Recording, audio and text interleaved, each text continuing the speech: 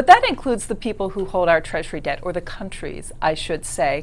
Is there risk that people are going to just be fed up with what is happening in the U.S. and worry about more longer-term issues regarding our debt? Yeah, I mean, that is always a risk. If you take a look at the government shutdown, what's happened with the government shutdown, and Andrew mentioned this a second ago, to some degree, 13% of the government was shut down. That's it. Then we passed a bill to make sure everybody gets back pay. Then we deemed over the weekend 400,000 Defense Department workers as essential, and they went back to work on Monday. So now we're down to about 4% of the government shut down.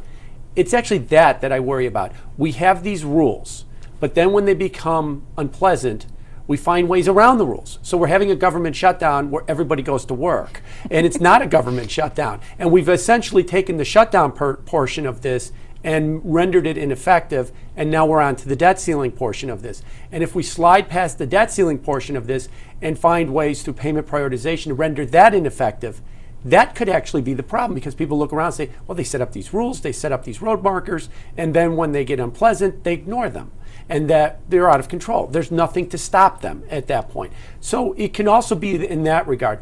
They could get worried about it on the other side. Oh, that they'll default and they won't give me my money, and to try and prove a point. But I don't think anybody really thinks that that's the real fear right now. I think it's on the other side of the equation. How are you going to rein this in? Because everybody seems to be also in agreement. We borrow too much. We've put our fiscal house in a bad place. But now we have no rules to really fix it.